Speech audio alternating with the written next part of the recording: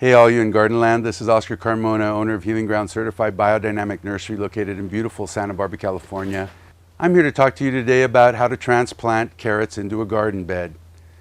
Carrots, like beets and most root crops, are easily sown from seed, directly planted into your garden, but they can be transplanted, unlike what most people think, with care and some nurturing and making sure that you do just a couple of important things when you do transplant to pretty much ensure success. The first thing you want to do when you get your carrots, and these are carrots chantenets, they're a smaller carrot that grow well in containers, and they do grow well next to beets. So I'm going to plant these in and around beets that I've already planted, and some carrots as well. And I'm very carefully separating these plants so that I have in pretty much intact root system, taking and poking a finger in, setting that carrot, and then making sure that I bury it. I'll show you here. Here's the root zone here, and then the point at which the root meets the plant itself is called the root, the crown of the plant. So you want to make sure that you plant to the crown itself and not below or expose the root system by planting too high.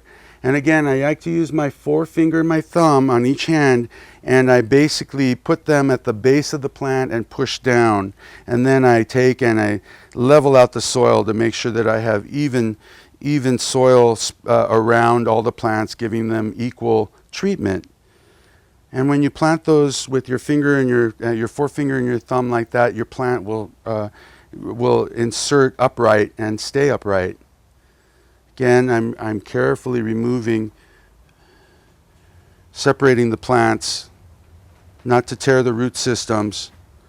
Poke a hole, drop plant in hole with the roots, forefinger and thumb, press down, and do it again. It's around 2 to 4 inches apart, just like the beets. And I'll do a couple more. Then I'm going to take my water, my hose with a nice fine rose handle, and I'm going to gently saturate the space, the water around, the soil around the plants, taking care not to wash them or force them with the harsh watering force to bend over and actually stress out more. I'm just really wanting to see the water saturate into the soil, and you can see slowly it's starting to, it pools. You don't really want a lake in here, and then you watch it slowly penetrate. As the soil absorbs more water, this is going to happen a lot quicker. So that's how you sort of know, and then ultimately you want to see water coming out the bottom of the container, and that's how you know that the water has gotten through the whole column of the soil. So once you've gotten enough water in there, and I think I do now, you basically just make sure that the plants aren't baking in the super hot sun or a super windy wind that's maybe whipping around on a fall day like we're having here today.